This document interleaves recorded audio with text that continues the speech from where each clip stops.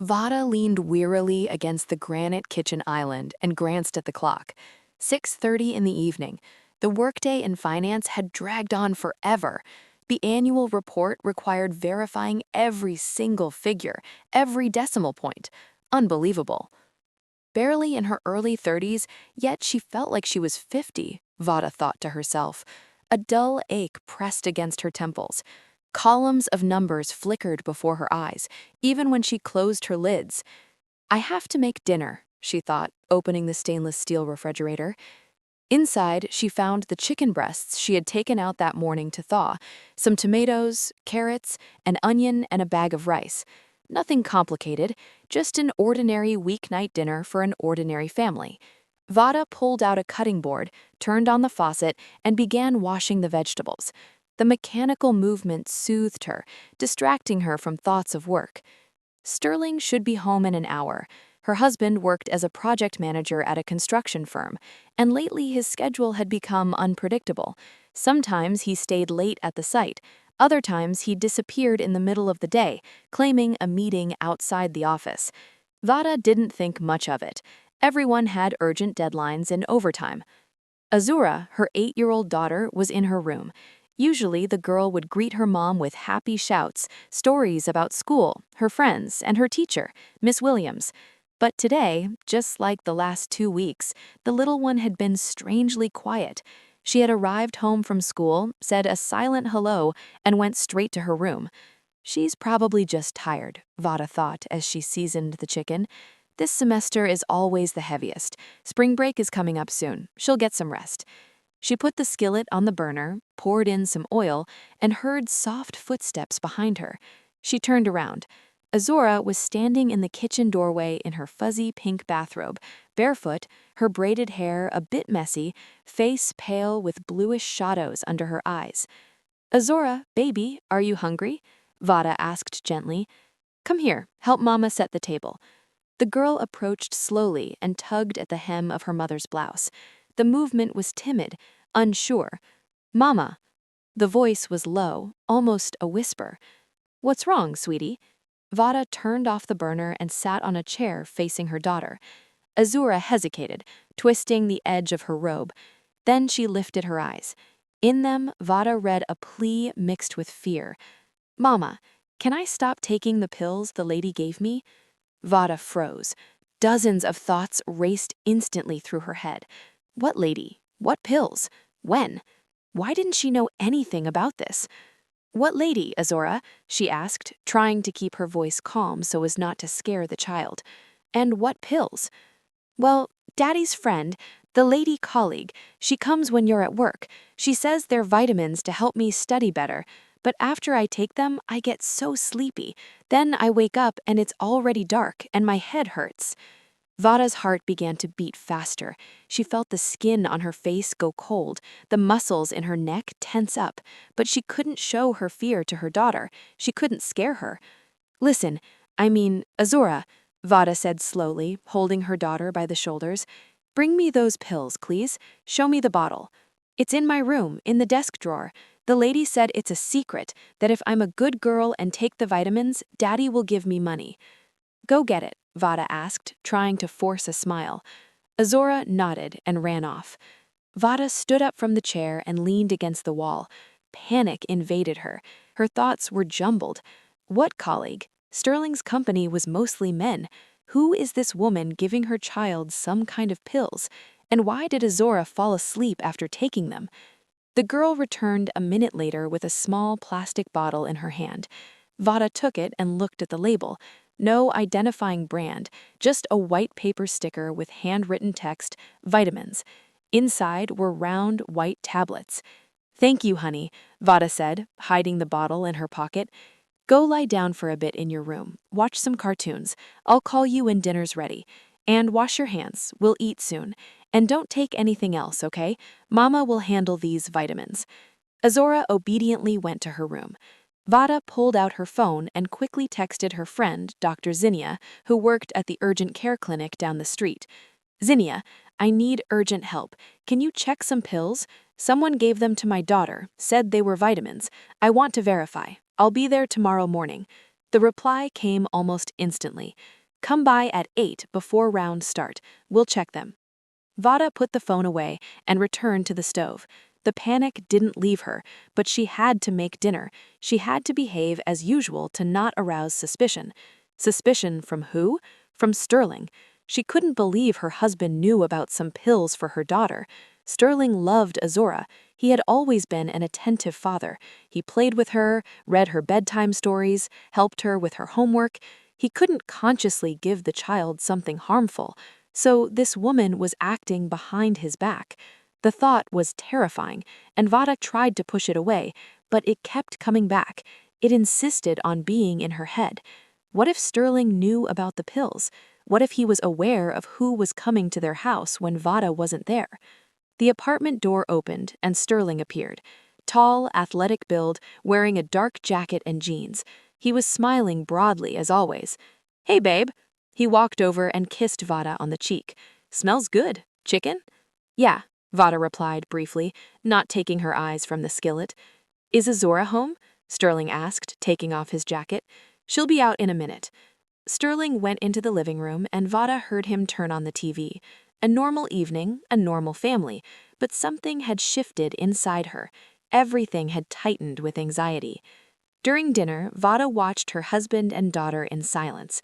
Sterling joked, talked about work, asked Azora about school.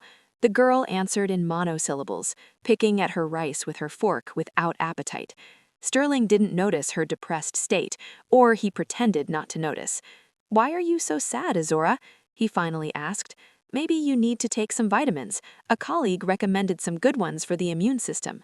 Vada stilled. She stopped chewing. She almost choked.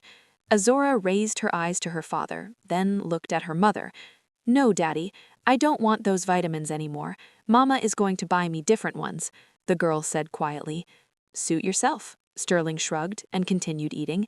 After dinner, Vada tucked her daughter in, sat by her side for a long time, and stroked her hair until Azora fell asleep.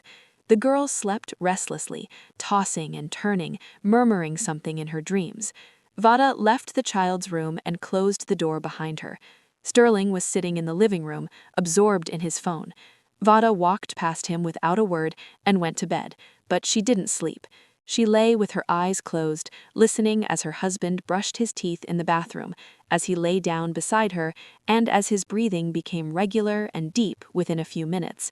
And she thought about the pills, about the unknown woman, and about how tomorrow she would learn the truth. In the morning, Vada got up at 6 as always. She got Azora ready for school and walked her to the bus stop. The girl looked more animated than yesterday. She was even smiling. "Mama, are you really going to buy me different vitamins?" asked she before getting on the bus. "Of course, baby. Don't worry. Have a good day at school." Vada watched the bus leave and walked quickly toward the subway. The clinic was 3 stops away. Zinnia was already waiting for her at the entrance, wearing her white coat, her face concerned. "Show me what you have," she said instead of a greeting. Vada took out the bottle. Zinnia opened the lid, poured a pill into her palm, examined it closely, and smelled it. "These aren't vitamins," she said slowly. "Vada, I need to take this for analysis. I have a chemist friend in the next building. He'll check it right now." "What is it?" Vada whispered. "I don't know exactly, but I have a very bad feeling. Wait for me here." Zinnia left, taking the bottle. Vada remained standing in the clinic lobby, feeling her legs turn to jelly. People swarmed around her, patients, doctors, nurses. Life went on, but inside her, everything was crumbling. 20 minutes later, Zinnia returned. Her face was pale. Vada grabbed her friend's arm. "It's a sedative, a strong psychotropic. It's prescribed to adults with severe sleep disorders. It is absolutely forbidden to give to a child. It can cause dependency, brain damage, developmental delays. Do you understand what this means?" Vada nodded, unable to speak. "Where did you get this? Who gave these pills to Azura?" Zinnia asked. "I don't know. A woman.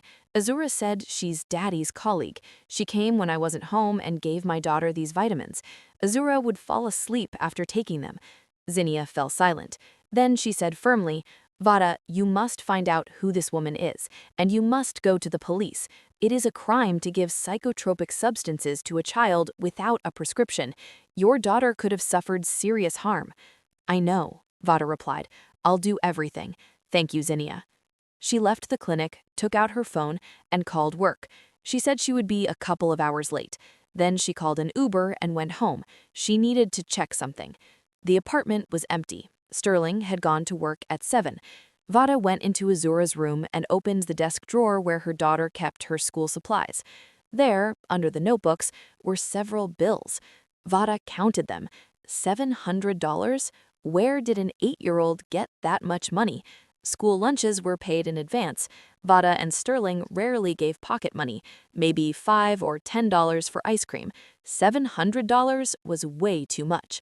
Vada remembered her daughter's words, "Daddy will give me money." So Sterling knew. He was aware of this nightmare and was paying Azura for her silence. No, it was impossible. She couldn't believe it. Vada took out her phone and started searching online for local spy shops. She needed proof. She needed to see everything with her own eyes.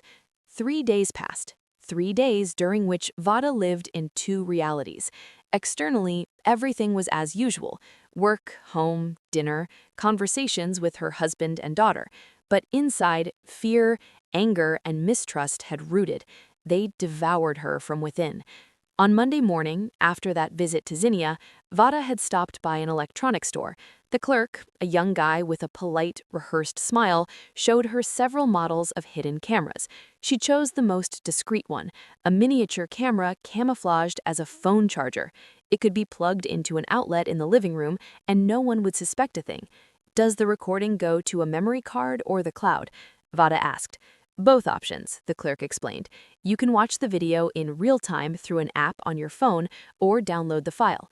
Excellent quality. Audio records clean too." Vada paid and went home. Sterling was at work. She installed the camera in the living room, aiming the lens so that the front door, the hallway, and part of the room were in the frame. She checked it through the app. Everything worked. The image was sharp. The sound recorded without interference. Now all that was left was to wait. That same evening, Vada spoke to Azura. The girl was sitting at the table doing her math homework. Vada sat next to her and hugged the child around the shoulders. "Azura, baby, I need to ask you something." "What, Mama?" The girl looked up from her notebook. "I need to remember the lady who gave you the vitamins. What's her name?" Azura thought, furrowing her brow. "I don't remember. She didn't say. Daddy said she's Daddy's colleague, that they work on a project together. She comes often, 2 or 3 times a week, usually after lunch when I get home from school. Daddy opens the door, they say hi, then the lady gives me a vitamin and says I need to sleep a little so I don't bother them while they work. I take the pill, lie on the couch, and fall asleep, and when I wake up, she's gone." "And what does Daddy do when you sleep?" "I don't know, Mama. I'm sleeping. I guess he works with the lady. They sit at the computer, discuss something. Daddy said it's an important project." Vada nodded, trying to stay calm. "Okay, sweetie, just don't take those vitamins anymore, okay? I bought you better ones. They're in the fridge. They look like gummy bears." "Okay, Mama. I like gummy bears," Azura obediently replied and went back to her homework. Vada left the room and leaned against the hallway wall. 2 or 3 times a week? So this happened regularly, so it wasn't an accident. Who was this woman? Colleague? Oh, the thought was so obvious that Vada hadn't reached it sooner. Mistress. Sterling had a mistress, and she came to their house when Vada wasn't there. And so the daughter wouldn't bother them, they drugged her. From the realization of this madness, Vada wanted to scream, break something, storm into the living room and demand explanations from Sterling right now. But she couldn't. She needed evidence. She needed to record everything, so that later he couldn't wiggle out of it, couldn't lie, couldn't destroy the proof. The next day, Tuesday, Vada called her mother, Grandma Ella. She was 63, living alone in a small house on the outskirts of the city in a quiet neighborhood with old oak trees and gardens. After Vada's father passed away 5 years ago from a heart attack, Ella led a retired life, tending her garden, knitting, and reading. "Mama, I need your help," Vada said when her mother answered. "What happened, baby?" Concern filled her voice. "I'll explain later. Can you pick Azura up from school this week? Every day. Let her stay with you until the evening. I'll pick her up after work." "Of course I can. But what's wrong?" I'll tell you later, Mama. I can't talk right now. Thank you so much. Vada, you're scaring me. Everything is fine. It will be fine. I promise. Vada hung up and exhaled. Now Azura would be safe. Now this woman couldn't give her any more pills, and the camera would record whatever happened in the apartment in the child's absence. On Wednesday, Grandma Ella picked her granddaughter up from school. Azura was happy. Grandma always baked pies and told interesting stories about her youth in the South. Vada told Sterling that her mother would be picking Azura up now, claiming the girl had started having trouble with her grades and Grandma would help her with homework. Sterling didn't object. He even seemed pleased. "Great," Sterling said. "She's smart. She'll help Azura catch up." Vada looked at him and didn't understand. Was he lying? Or did he really not know about the pills? Maybe he thought that woman just came to visit? But then why did they meet during the day when Vada wasn't home? Why had he never told his wife about his colleague? On Thursday, sitting at work, Vada opened the camera app. It was 1:30 in the afternoon. In the living room, the empty and silent was silent. She switched to the archive and rewound the recording to the morning. Sterling had left for work at 7:30 as usual. Then the apartment was empty. At 11:30, the door opened and Sterling returned. He wasn't alone. Vada zoomed into the image. Next to her husband was a young woman, maybe 25, tall, slim, wearing tight jeans and a cropped leather jacket, long dark hair loose over her shoulders, flashy makeup. She was laughing. She hugged Sterling around the waist. He leaned down and kissed her long and passionately. Vada felt everything tighten inside, felt her breath cut short. She knew she would see this. She had prepared herself, but it still hurt. It hurt morally and physically, as if someone had stabbed a knife under her ribs and slowly twisted the blade. They moved to the living room and sat on the couch. Sterling took out a bottle of wine and 2 glasses. They drank, talked, laughed. Vada turned on the sound. "Azura went with her grandma, so we have the whole lunch break," Sterling said. "Vada won't be back until 7. "Good," the woman replied. "I missed you, Sterling. We haven't seen each other all week." Me too. I'm sick of this situation. I want to be with you always, but I have to hide. Soon, everything will change. She kissed him on the neck. You promised you'd get a divorce. I promised, and I will. I just need time. I feel bad for Azura. She's still little. It's better for children when parents are happy separately than unhappy together, the woman pronounced in a lecturing tone. Veda turned off the video. She didn't have the strength to watch anymore. She locked her phone and sat, staring at the office wall. Keyboards clicked around her. Colleagues discussed quarterly reports. Someone laughed by the water cooler. Life went on. And for her, everything had ended. No, it hadn't ended. She had to be strong for her daughter. Veda opened her browser and started searching for information on divorce, division of assets, and alimony. She read articles, studied information on lawyers in the city, looked at reviews. Then she called a law firm that was highly rated online and booked an appointment with a lawyer for Friday. On Friday afternoon, after work, she met with attorney Maxine Thorne, a woman in her 50s with a short, sharp haircut and the intelligent gaze of a successful jurist. "Tell me your situation," she proposed, seating Veda in an armchair across from her. Veda told her everything about the pills, the camera, the recording where her husband and his mistress discussed divorce. Maxine Bourne listened attentively, taking notes. When Veda finished, the lawyer thoughtfully tapped her pen on the desk. "We will solve this problem," she said. "First, we must document the fact of giving psychotropic drugs to a minor. That is a criminal offense. Second, we must gather evidence of marital infidelity for the divorce proceedings. Third, we must prepare documents for the division of assets." "What should I do?" Veda asked. "Continue recording everything with the camera. Save the recordings in multiple places, on a flash drive, in the cloud. Gather all receipts, bank statements, documents for the apartment, the car, everything you have. File a report with the police about the crime being committed against your minor child. The police will test the pills. They will interview your child. If everything is confirmed, they will initiate a criminal case." "And my husband, will he go to jail too?" It depends on whether he knew about the pills or not. If they prove he knew and allowed them to be given to the child, yes, he will be liable. If not, he avoids punishment. But in any case, in the divorce, you can use the fact of infidelity and the dissipation of marital assets in your favor. I want him to pay for everything. Maxine Bourne nodded. Then act according to the plan. Gather evidence. When you are ready, go to the police. I will help you with all legal matters. Veda left the lawyer's office with a clear goal. Now she knew what to do. Now she had a plan. On Saturday morning, Veda went to the bank and asked for printouts of all statements for accounts and cards for the last 6 months. Sitting at home, she carefully studied every line and found what she was looking for. Regular transfers to the account of a certain Portia Vance, $500, $700, $1,000 every week. Receipts from restaurants where Veda and Sterling had never been. Purchases at jewelry stores.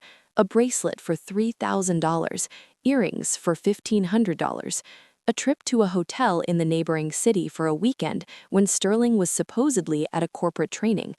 Veda kept everything in a separate folder. Statements, receipts, screenshots of transfers. There was enough proof. On Sunday, she checked the camera recordings again. During the week, Portia had come over 3 times, each time the same thing: wine, pizza delivery, conversations, kisses. In one of the recordings, Veda heard Sterling call this woman "my girl," promising her a trip to the beach, saying his wife didn't understand him or love him. Lies. All lies. Veda loved him, trusted him. But the most terrible thing was discovered in the recording from the day before Azura started going to Grandma's. Veda clicked the file and froze. On the screen, Sterling opens the door, lets Portia in. A few minutes later, Azura arrives from school. The girl greets her father and the strange lady. "Azura, come here." Portia kneels in front of the girl, smiling. "I brought you a vitamin. You're going to be healthy and smart." She pulls the small bottle from her purse, pours a pill into her palm. Azura takes it obediently, drinks with water. "Good girl," Portia praises. "Now go lie on the couch. Rest a little bit." Azura goes to her room.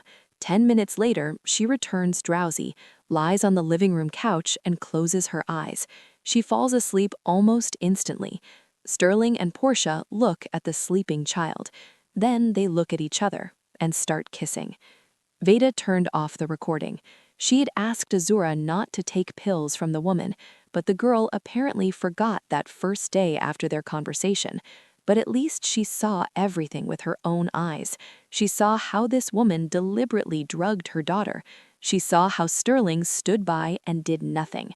Maybe he really didn't know it was a sedative. Maybe Portia lied to him, saying they were harmless vitamins.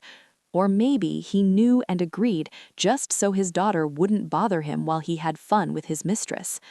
On Monday morning, Veda went to the precinct. She took the bottle of pills, the flash drive with the camera recordings, and all the documents. The desk officer directed her to a detective, a middle-aged man with graying hair and the stern look of an experienced investigator. "Listening," he said, pointing to a chair. Veda told him everything about the pills, her mistress, and how they were drugging Azura.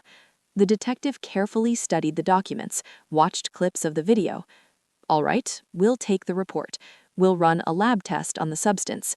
We'll interview your daughter and everyone involved.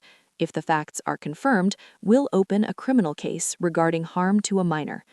"How long will it take?" "A week or 2 for the lab work and interviews, then the decision to file charges." Veda hesitated, looking for words. Is it possible to do a sting operation to catch them in the act when she gives the pill to my daughter? The detective thought, "It's possible, but for that we need to know exactly when this woman will come again. She comes 2 or 3 times a week. Wednesday is almost certain. We'll organize a task force. You'll need to bring your daughter home that day after school and ask her to do what the detective says." Veda nodded. The plan was becoming reality. Wednesday turned out warm and sunny. The spring sky shone a clear blue. Buds were sprouting on the trees. The air smelled of damp earth and taw. But Veda noticed none of this. She sat in her office watching the clock. 1:30. One more hour and what she had prepared for all last week would begin. Yesterday evening, the detective called and explained the plan in detail. Azura must come home directly after school, not to Grandma's, but specifically home. Veda would tell Sterling she couldn't pick the child up. She would ask him to let Azura in. Sterling would most likely call Portia. Azura would have to enter the apartment and in front of witnesses on camera ask that woman for more vitamins. If Portia gave her a pill, at that moment the task force would enter the apartment, caught red-handed, seizure of drugs, interrogation of all participants, forensics, everything by the book. Will she be able to do it? The detective asked. She's only 8. It might be stressful. She can, Veda replied firmly. I'll explain that it's important, that this way we will protect her from bad people. Last night, when Sterling went to the store, Veda sat next to Azura and spoke carefully. Azura, do you remember the lady who gave you the vitamins? Azura nodded, frowning. Those vitamins turned out not to be vitamins, but medicine that kids aren't allowed to take. That's why you felt bad. Do you understand? I understand, Mama. I won't take them anymore. Right, but we need to make sure that lady never gives those pills to other kids again. Tomorrow, you'll come home after school, and if that lady is there, you'll go up to her and ask for more vitamins. You'll say you like them, and then police officers will come and take the lady away, and she won't hurt anyone else. Can you do that? Azura looked seriously at her mother. I can, Mama. I'm not scared. I know the police are good people. They protect us. Veda hugged her daughter, squeezed her tight. Her heart was breaking with pain and pride at the same time. Her little girl was so brave. Now, sitting in the office, Veda checked her phone. Message from the detective. Team in position, waiting for signal. Another message from Mama Ella. Everything will go well, baby. Veda dialed Sterling's number. He answered on the 3rd ring. Hey, honey, did something happen? Sterling, I'm sorry. My mom had some business to attend to. She can't pick up Azura today. Are you home? Can you let our daughter in after school? Yeah, I'm home, working remotely today. Of course, I'll let her in. Don't worry. Thanks. I'll be home in the evening. I'll make dinner. Okay, see you tonight. Veda hung up and texted the detective. Everything according to plan. Husband is home. Now all that was left was to wait. The hardest part. Waiting and not going crazy with nerves. At 2:30, a notification from the camera app hit her phone. Motion detected. Veda opened the video. On the screen, Sterling opens the door. Portia walks in, just like in previous recordings. Tall, flashy, tight clothes. They hug, kiss. Azura will be here soon, Sterling says. Grandma couldn't pick her up. No problem, Portia replied, taking off her jacket. I'll give her vitamin. She'll sleep and we'll be together. Are you sure those vitamins are harmless? My wife has been acting weird lately, asking Azura about some pills. Portia laughs. Sterling, they're normal kids' vitamins for the immune system. I bought them for my niece too. Don't worry. Sterling shrugs. Well, it's just that Veda has become suspicious. Maybe she suspects us. Soon it won't matter anyway. You'll get divorced. We'll live together just a little longer. Veda watched this shameless woman. So Sterling didn't know about the sedative. Portia tricked him, told him they were vitamins. He believed her, or didn't want to verify because it was more convenient that way. The apartment door opened and Azura walked in. The girl held her backpack in her hands, looking calm. Veda held her breath. Hi, Daddy, Azura greeted her father, then turned her gaze to Portia. Hi, ma'am. Hi, sweetie. Portia knelt in front of the girl, smiling. How was school? Good. They gave us a lot of homework. That's great. Go change. Then we'll eat. Azura went to her room, dropped off her backpack, returned to the living room, sat on the couch, and looked at Portia. Veda saw her daughter take a breath, saw her clench her fists. Brave girl. Her brave little girl. Ma'am, Azura said quietly, can I have more vitamins? I like them. I sleep good after taking them too. Portia lit up with a smile. Of course, dear. I brought some right here. Here. She pulled the familiar bottle from her purse, poured a pill into her palm, and extended it to Azura. The girl took the pill, brought it to her mouth, and at that moment, the door burst open with a crash. 4 people in plain clothes stormed into the apartment, 3 men and a woman. "Police! Hands where we can see them! Nobody move!" Portia screamed. She went pale. Sterling stood frozen with his mouth open. Azura dropped the pill on the floor. The detective, the same man Veda had spoken to on Monday, walked quickly up to Portia, flashing his badge. "Portia Vance, you are arrested on suspicion of committing a felony, causing harm to the health of a minor. You have the right to silence. You have the right to an attorney." "What? What crime? I didn't do anything." Portia tried to pull away, but they held her firmly by the arms. "You gave a minor a psychotropic drug without a medical prescription," the detective continued calmly. "We have witnesses. We have video recordings. We are seizing the drugs now. Come with us." The female officer approached Azura, kneeling beside her. "Don't be scared, honey. You did everything right. Now this lady won't hurt anyone else." Azura nodded. Veda watched as her daughter held it together, trying not to cry. Strong. So strong. Sterling finally found his voice. "Wait, I don't understand what's happening. What psychotropic drugs? They're vitamins." The detective turned to Sterling. "Sterling, you will also need to come with us to give a statement. Were you aware that this woman was giving your daughter sedatives?" "Sedatives?" Sterling went pale. He looked at Portia. "You said they were vitamins." Sterling, I just wanted nobody to bother us. She only slept for a little while, nothing serious."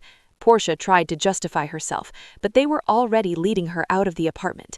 The detective approached Azura, picked up the pill from the floor, put it in an evidence bag, then addressed the girl. "Azura, we'll need to ask you some questions, but not now. Tomorrow when your mom comes with us." "Okay," the girl replied quietly. "And in the meantime, call your mom. Tell her it's over." Azura took out her phone and dialed. Veda answered instantly. "Mama, the police took her away just like you said." "Good job, baby. You are so brave. I'm coming now. I'm coming to get you. Wait for me." Veda grabbed her purse and ran out of the office without saying goodbye to her colleagues. It was a 30-minute subway ride home. She ran through the streets, pushing past people without noticing anything around her, just to get there in time, just to hug her daughter, tell her everything is okay, that the danger has passed. When she burst into the apartment, Azura was sitting on the couch hugging a teddy bear. The officers were still processing paperwork, photographing the scene, seizing the bottle of pills. Veda ran to her daughter, hugged her, squeezed her as tight as she could. "That's it, my good girl. It's all over. You won't take those pills ever again." Azura buried her face in her mom's shoulder and finally cried softly in broken sobs. Veda stroked her head, kissed her hair, whispered soothing words. The detective approached them. "Miss Veda, tomorrow at 10 a.m., please come to the precinct with your daughter. We'll need to formalize the interview with a child psychologist present. Take statements." "Okay. And my husband? Will you interrogate him too?" "We're taking him in for a statement now. Preliminarily, he claims he didn't know about the nature of the medication. He thought they were really vitamins. If we don't find proof that he was informed, he'll avoid criminal liability, but you can file a civil suit against him." "I will," Veda said firmly. The officers finished their work and left. Veda was left alone with her daughter in the apartment. They had taken Sterling to the station. He wouldn't be back soon.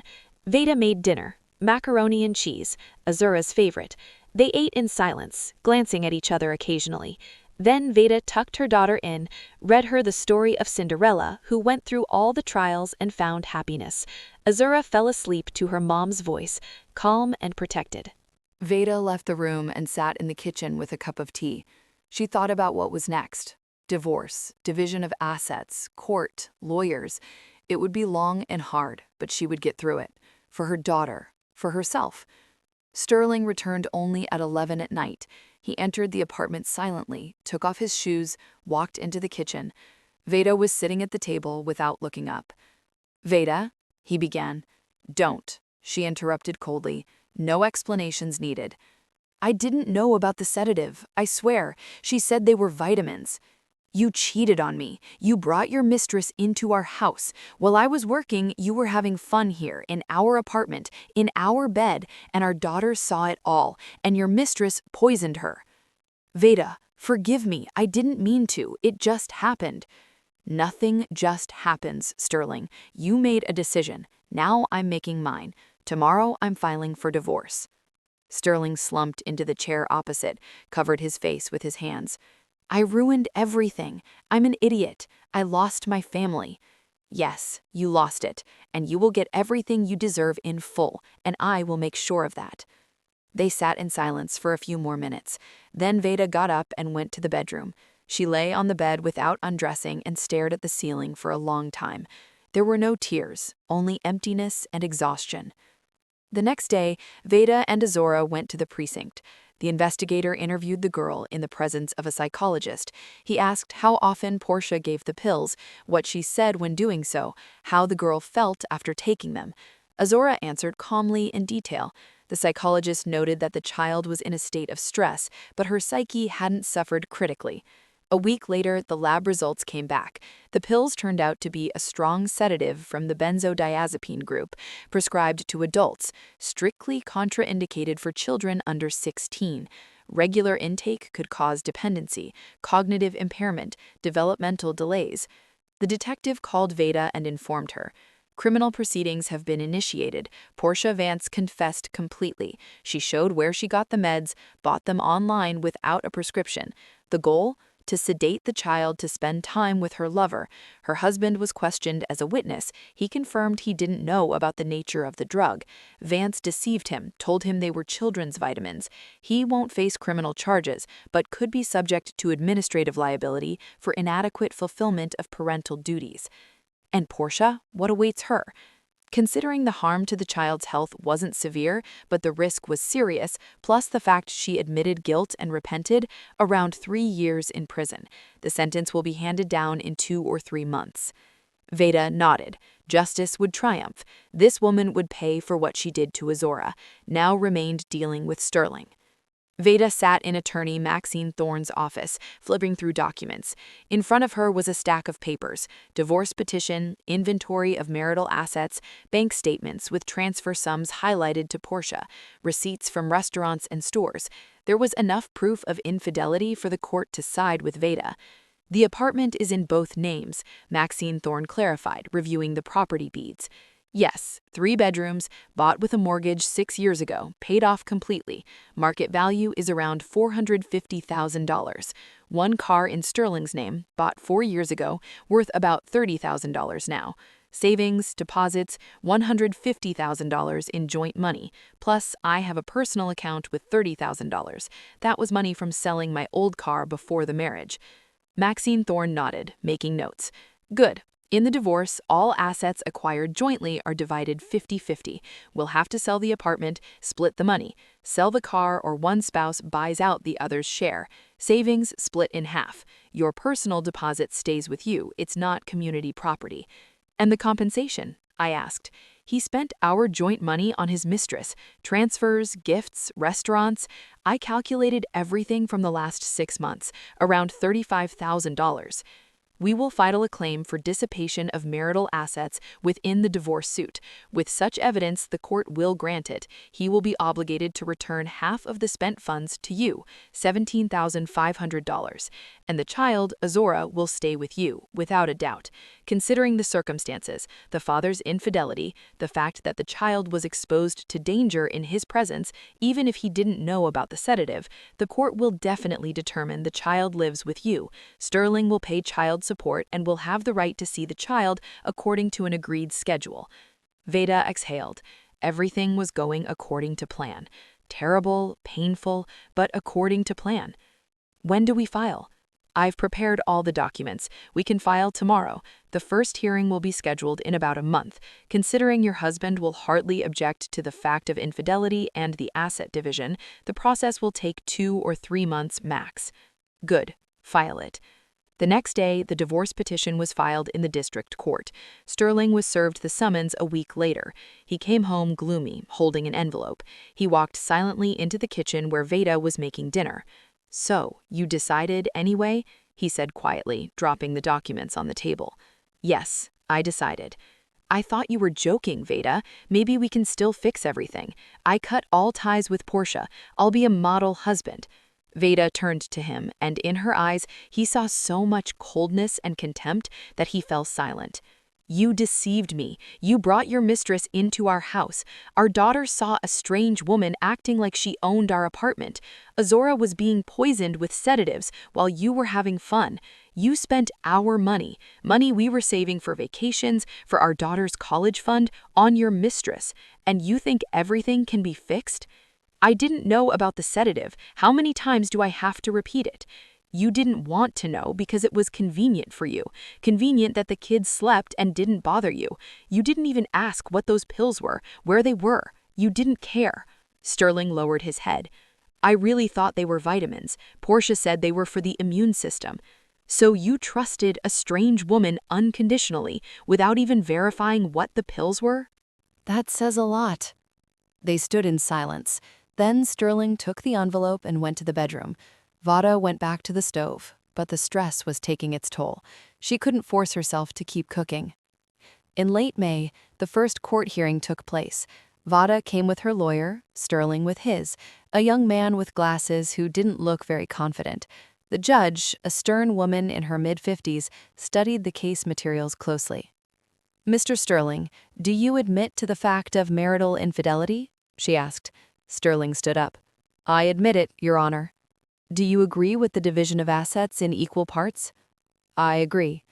"Do you object to the claim for compensation for funds spent on third parties?" Sterling looked at his lawyer. He shrugged.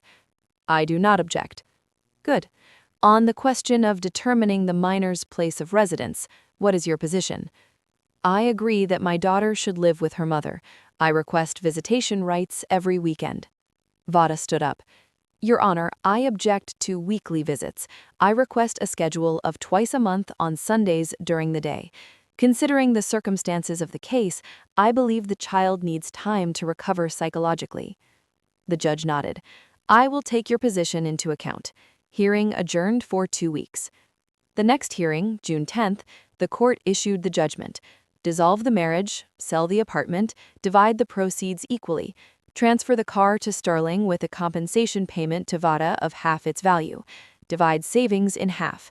Judgment against Sterling in favor of Vada for $17,500 as compensation for dissipated assets. Azura's primary residence with the mother. Visitation with the father twice a month, Sundays from 10 a.m. to 4 p.m. The judgment became final a month later. During this time, Vada found a buyer for the apartment, a young family with 2 kids.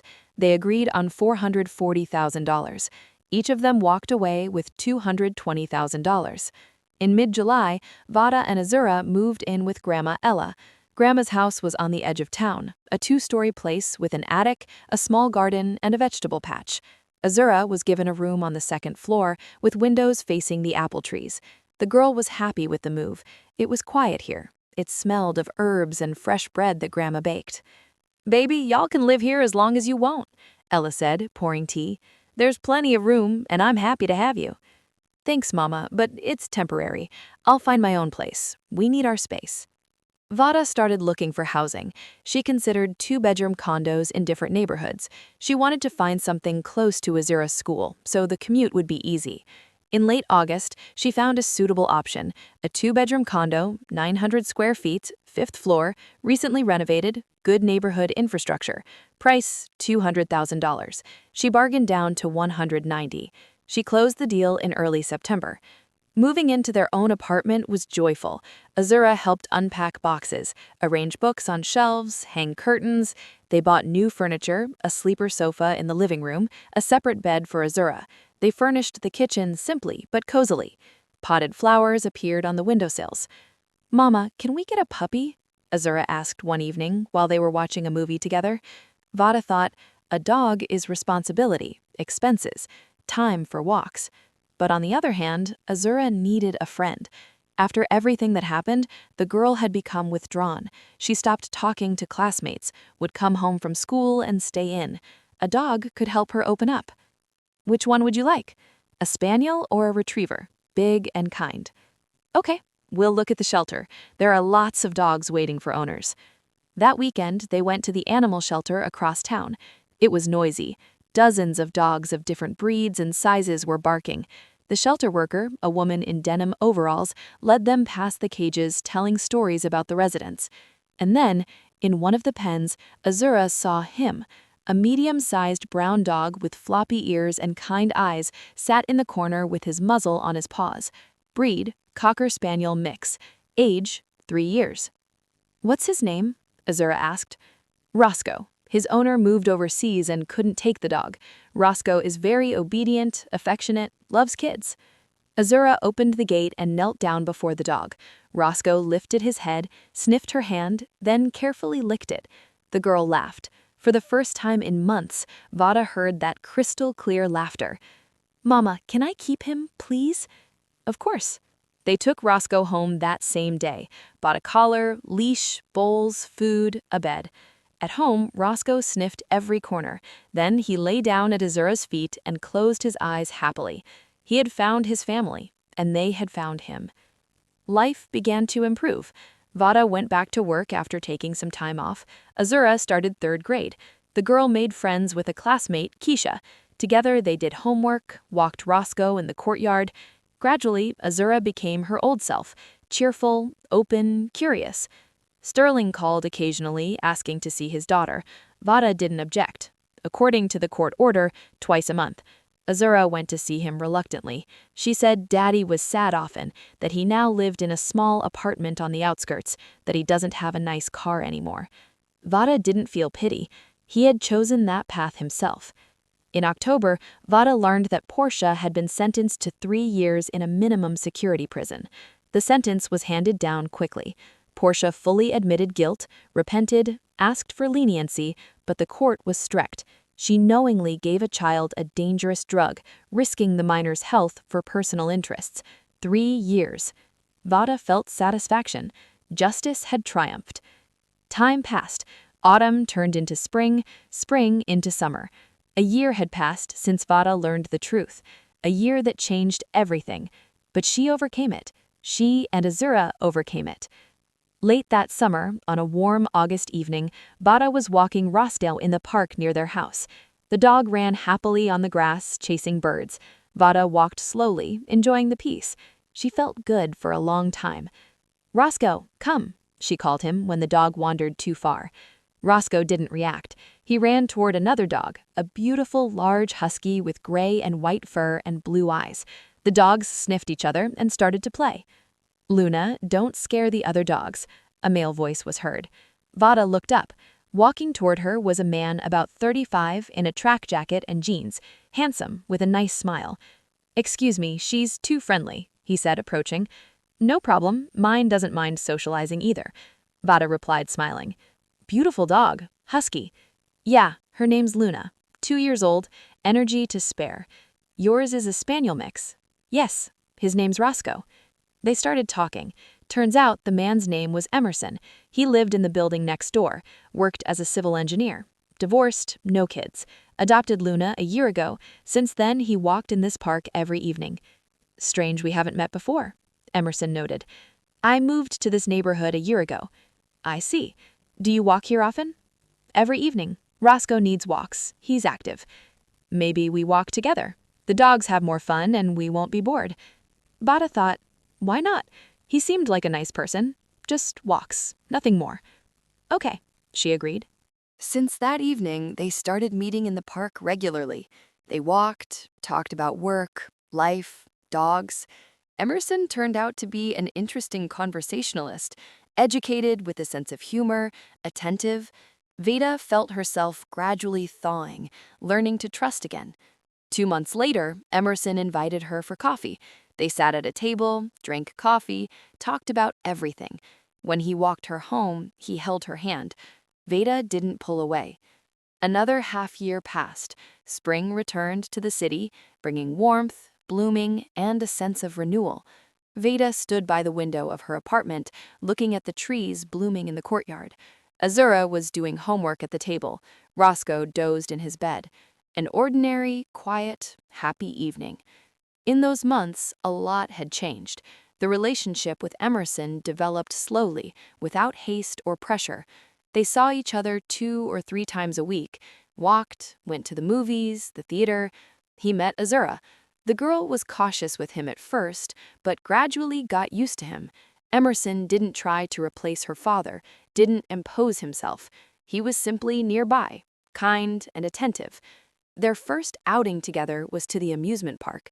Emerson invited Veda and her daughter to ride the rides. Azura remained tense. She answered his questions in monosyllables. But when they approached the carousel with the horses, the girl's eyes lit up. Emerson noticed and suggested they ride together. They sat on neighboring horses, and when the carousel started spinning, Azura laughed for real for the first time in ages. Veda stood to the side and felt her soul rejoice. Her daughter was laughing again. After that day, Azura started opening up to Emerson gradually. They discussed favorite books. The girl loved adventure stories about travelers and explorers. Emerson told her about his engineering work, showed her blueprints, explained how bridges and buildings are built. Azura listened with interest, asked questions. Common topics of conversation appeared between them. "Mama, I finished math," Azura announced, closing her notebook. "Can I go walk Rasco?" "Of course, go ahead. Just not too long. It'll start getting dark in an hour." Azura put on her jacket, clipped the leash to Roscoe's collar, and ran out of the apartment. The dog wagged his tail happily, anticipating the walk. Veda watched her go and smiled. Her daughter was happy. That was the most important thing. The phone rang. Emerson. "Hey, how are you?" "Good. Azura is out walking. I'm home." "Listen, I wanted to talk to you. Talk seriously. Can I come over now?" There was a special note in his voice. Veda felt nervous. "Of course, come over." Emerson appeared 20 minutes later. He said hello, walked into the kitchen, sat at the table. Veda poured tea, sat opposite. He looked at her seriously, thoughtfully. "Veda, we've been seeing each other for 8 months, and I understood that I want to be with you, not just date, but live together, build a family." Veda's heart began to beat faster. She expected this conversation, but was still nervous. "Emerson, wait, let me finish. I have a 3-story house in the suburbs in a good neighborhood. I bought it 2 years ago after the divorce. There is lots of space, a yard, a garage. Move in with me, you and Azura. Let's live together. I want you to be my wife." Veda sat silent. The proposal was unexpected, although she understood it would lead to this sooner or later. "And Azura, are you ready to accept her as your own?" "Ready? I've become very attached to her. She's a smart, kind girl, and I'll do everything to make her happy. I need to think and talk to Azura. It's an important decision." "Of course, think. I'll wait." He left, and Veda sat in the kitchen, hugging the cup of cold tea. To get married, to trust a man again, to let someone into her life, into her daughter's life again, it was scary. But Emerson was different. He was honest, reliable, loving, and Azura got along well with him. Remember how a few months ago Azura got a cold? Her fever spiked to 102. The girl lay pale, weak. Veda called the doctor, sat next to her daughter, applied compresses. Emerson found out and came running with medicine from the pharmacy, fruits, and a stuffed toy, a rabbit. He sat next to Azura, read her stories out loud until she fell asleep, and then helped Veda with cleaning, made dinner, didn't let her collapse from exhaustion. Those things aren't forgotten. Actions like that speak more about a person than any words. In the evening, when the girl returned from her walk, Veda called her to the kitchen. They sat together, and Veda asked carefully, "Azura, do you like Emerson?" "Yeah, he's nice." "Would you like us to live together?" "Me, you, Emerson?" Azura thought, furrowing her brow. "And where would we live?" "He has a big house with a yard. Would you like that? And Roscoe will go with us." "Of course. Roscoe and Luna will be friends." Azura smiled. "Then it's okay. I agree, Mama. Emerson is kind. He doesn't yell, doesn't lie. I feel safe with him." Veda hugged her daughter, squeezed her tight. The decision was made. The next day, she called Emerson. "I accept, and Azura does too. We'll move in with you." "Really?" There was so much joy in his voice that Veda smiled. "Really, but not immediately. It takes time to organize everything." "Of course, take all the time you need." The move happened in early June. Emerson's house turned out even better than Veda had imagined. Spacious, bright, with large windows and high ceilings. On the first floor, living room, kitchen, study. On the second, 3 bedrooms and 2 bathrooms. On the third, an attic that could be repurposed for anything. Azura was given the biggest room on the second floor, with a view of the garden. The girl was delighted. She ran around the house, exploring every corner, rejoicing in space and newness. Roscoe also adapted quickly, became friends with Luna. Now they ran around the yard together, chasing each other. Emerson built a spacious pen with a roof for the dogs, put out large bowls, hung toys. The animals were happy. In the garden, apple trees, cherries, and plums grew. Emerson showed Azura how to care for the trees, how to water the vegetable beds. The girl enthusiastically set about helping. Every morning she ran to the garden, checked how the tomatoes and cucumbers were growing, watered the flowers.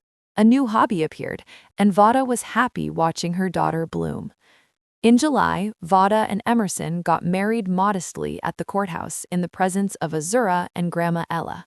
No lavish celebrations, just a signature on a license and the certainty that they were now family. After the ceremony, they went to a restaurant, celebrated the event with a family lunch. Azura gave Emerson a drawing. In it was depicted their new family: Vada, Emerson, Azura, 2 dogs, and the house surrounded by flowers. Emerson looked at the drawing for a long time, then hugged the girl and said, "Thank you. It's the best gift of my life." Life became peaceful and happy. Emerson turned out to be a wonderful husband, attentive, caring, reliable. He helped Azura with homework, drove her to and picked her up from school, played board games with her, read at night. The girl blossomed, became confident, cheerful. Her grades improved, new friends appeared. The teacher noted at the parent-teacher conference that Azura had become more active, stopped withdrawing into herself, participated with pleasure in school activities. In the fall, Vada discovered she was pregnant. The news was unexpected but joyful. Emerson, upon finding out, hugged her for a long time, repeating, "We're going to have a baby, our baby."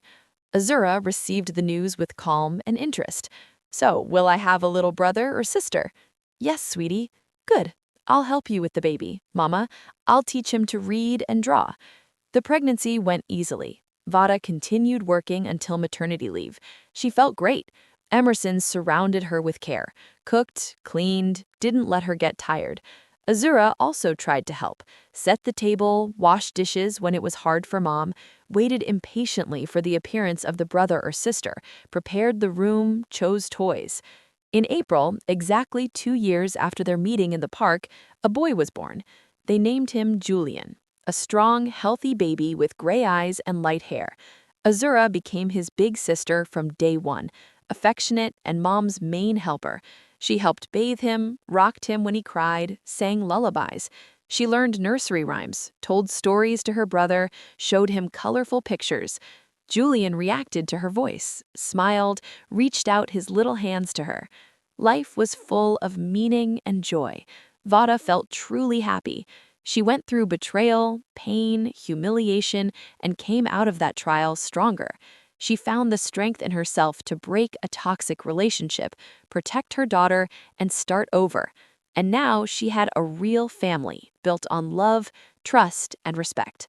Sterling never fixed his life. He continued living alone in a small 1-bedroom apartment on the outskirts, worked in the same position, met with Azura according to the schedule.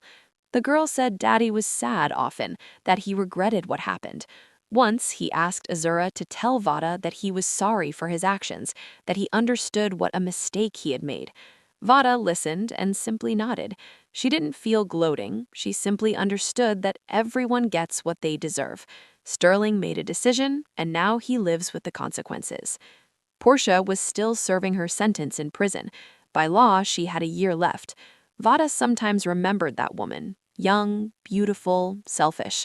She destroyed someone else's family, harmed a child, and now was paying for it. Justice existed. Vada hoped the years in prison would teach Portia to value other people's lives, to think about the consequences of her actions. Maybe upon release, she would become a different person. Once, on a summer evening, when Julian turned 3 months old, the whole family gathered in the garden. Emerson was grilling kebabs on the barbecue. Azura played with Roscoe and Luna on the grass. Vada rocked her son in the stroller under the apple tree. Grandma Ella had come to visit. She was sitting in a wicker chair knitting socks for her grandson. "What a beauty," she said, looking at everyone. "A real family.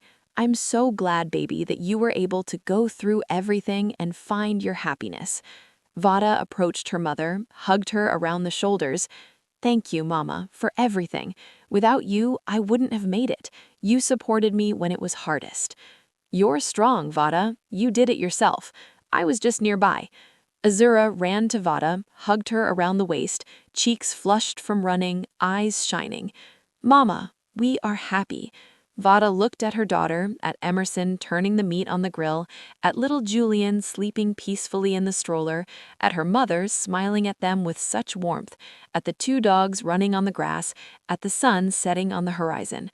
"Yes, sweetie, we are happy." And it was true.